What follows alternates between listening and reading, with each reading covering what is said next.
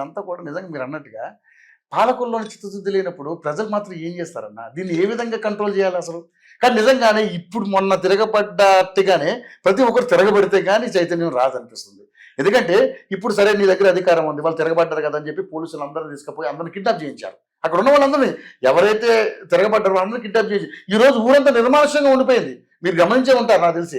ఆడవాళ్ళు కూడా భయపడి మమ్మల్ని ఎక్కడ ఎత్తుకుపోతారు పోలీసులు, వీళ్ళు ఊరు కాల్ చేసి వెళ్ళిపోయినటువంటి పరిస్థితి. ఇప్పుడు జనరల్ గా మనం సర్జికల్ స్ట్రైక్స్ అంటాం. అవును, సర్జికల్ స్ట్రైక్స్ అంటే అర్ధరాత్రి శత్రు దేశాల మీద దొంగతనంగా వెళ్ళి తప్పుడు కాకుండా సౌండ్ లేని విమానాలలో వెళ్ళి పాకిస్తాన్ మీదనో ఆఫ్ఘనిస్తాన్ మీదనో అత్యంత తప్పనిసరి చేసేది సర్జికల్ స్ట్రైక్, డైరెక్ట్ చేసేది వారు. ఇప్పుడు నిన్న జరిగింది చూస్తే అర్ధరాత్రి ఫస్ట్ కరెంటు కట్ చేసారు, అవును, సెకండ్ ఇంటర్నెట్ సర్వీస్ బంద్ చేసేసారు, 3 పోలీసులు దొంగల్లాగా వెళ్ళి ఇప్పుడు మీ ఇంటికి వచ్చేటప్పుడు మా పక్కింటి తలుపులు పెడతారు. అంటే 100 మంది పోలీసులు 1000 మంది పోలీసులు ఊర్లలో దొంగల్లాగా వెళ్ళి ఇళ్ళకి తలుపులు పెట్టి ఇళ్లలో పడుకున్న వాళ్ళ కరెంటు కట్ చేసి చీకట్లో ఆడవాళ్ళ ఎదల మీద, ఆ గిరిజన మహిళల ఎదల మీద తంతు మాట్లాడరాని భాషలు మాట్లాడుతూ, గతంలో కేసీఆర్ ప్రభుత్వము ఇదే దమనకాండ చేసింది, మల్లన్న సాగర్ లో ఇష్టం వచ్చినట్టు భయప్రాంతులు చేసింది. ఇప్పుడు ఈ ప్రభుత్వం అంతకన్నా ఎక్కువ.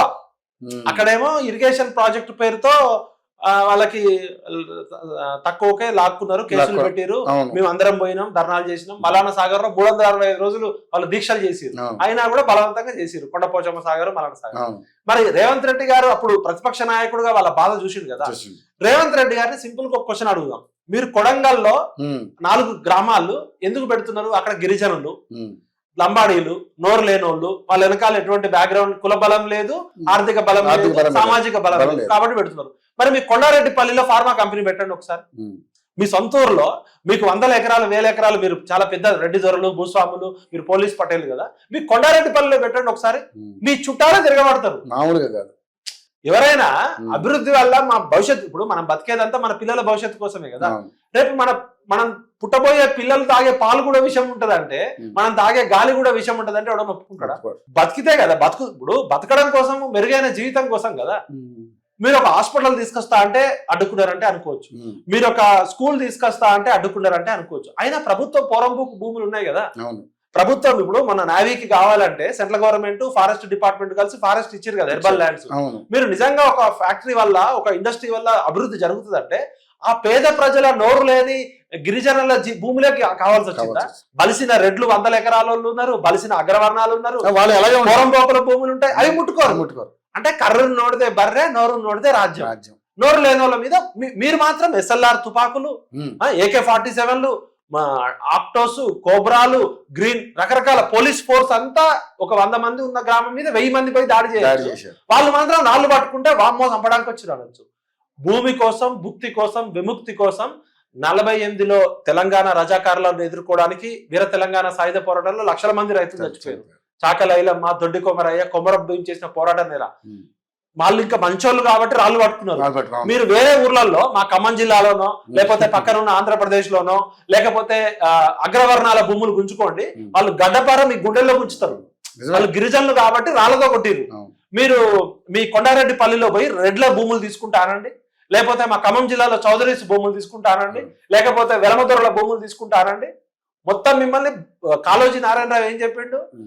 ప్రాంతం వాడు మోసం చేస్తే ప్రాంతంలోనే పాత్ర పెట్టాడు, ప్రాంతేతరుడు మోసం చేస్తే ప్రాంతం నుంచి తరిమి కొట్టమన్నాడు. ఆ క్యాప్షన్ తోటి తెలంగాణ తెచ్చుకున్నాం కదా, ఆంధ్రులందరినీ తరిమి కొట్టినాం కదా. మరి ప్రాంతం వాడే మోసం చేస్తే ప్రాంతంలోనే పాత్ర పెట్టారు. వాళ్ళు గిరిజనులు మంచోళ్ళు కాబట్టి రాళ్ళతో కొట్టిరు. నువ్వు అవేర్నెస్ ఉన్న ఏరియాలో ఎకరం 50 లక్షలు తక్కువ ఎక్కడ లేదు. ఎకరం 50 లక్షల భూమి ఉన్న చోట నువ్వు ఏమి ఇవ్వాలి? 3 రెట్లు ఎక్కువ నష్టపరిహారం ఇవ్వాలి. నువ్వు 5 లక్షలు 10 లక్షలు ఇస్తా అని చెప్పి వాళ్ళని బెదిరించి అమ్మనా బూతులు మాట్లాడి, గుండాలను పంపించి, బౌన్సర్లను పంపించి, ఇప్పుడు మొన్న జరిగింది కాదు, 6 నెలలు ఆ గ్రామాల్లో ప్రజలు హైదరాబాద్కి వస్తే శరత్ కుమార్ సార్ని కలిస్తే బెదిరిస్తున్నారు. ఏం రా నువ్వు శరత్ కుమార్ సార్ లాంటి లాయర్ని పెట్టుకుంటావు హైదరాబాద్ లో అని చెప్పి. నిన్న వాళ్ళని అర్ధరాత్రి అరెస్ట్ చేసి, శివ వాళ్ళ నాన్న పేరు వెంకన్న, ఆ వెంకన్న ఫోన్ లోంచి సిఐ మాట్లాడతాడు. వెంకన్న మా లాయర్ కి ఫోన్ చేసుకోవాలని శరత్ సార్ కి ఫోన్ చేస్తే శరత్ సార్ ఫోను సిఐ ఎత్తాడు, ఎత్తి వెంకన్న లాగా యాక్ట్ చేస్తాడు. పోలీసులు ఇంత ఫస్ట్ దొంగ పని చేసింది ఎవరు? కలెక్టర్ కి ఏం పని అండి? ప్రైవేట్ ఫార్మా కంపెనీ వాడు భూమి మార్కెట్ రేటు ₹1 కాదు 2 కోట్లు కొనుక్కుంటాడు, లేకపోతే ఇంకో దగ్గర పెట్టుకుంటాడు. అసలు గవర్నమెంట్ కి ఏం పాత్ర? ప్రైవేట్ కంపెనీలు పెట్టుకోవడంలో గవర్నమెంట్ బ్రోకర్గిరి ఎందుకు చేయాలి? గవర్నమెంట్ మధ్యవర్తి పని ఎందుకు చేయాలి? మంచిగా అంతే కదా. అదే కామనే. నువ్వు ప్రజల అభివృద్ధి కోసం పెట్టే ప్రాజెక్ట్, స్కూల్ పెడుతున్నావా, కాలేజ్ పెడుతున్నావా, హాస్పిటల్ పెడుతున్నావా, యూనివర్సిటీ పెడుతున్నావా, ఆటోమొబైల్ ఇండస్ట్రీ పెడుతున్నావా, లేదా ఇంకేమైనా ఉపాధి వచ్చేది పెడుతున్నావా? మీ ఊర్లని ముంచుతాంరా నాయన, మీరు గొర్రెలు, మీరు బర్రెలు, మీకు ఏం తెలియదు. మిమ్మల్ని అసలు ప్రభుత్వం ఫస్ట్ దోషి. ప్రభుత్వం ఫస్ట్ దోషి. గ్రామ సభ గ్రామంలో పెట్టకుండా ఊరు బయట పెట్టి ఎందుకు పిలిచారు? సరే, కలెక్టర్ గారు మంచోడే, ఆయన వెంకటరెడ్డి నా మిత్రుడే పోయిండు.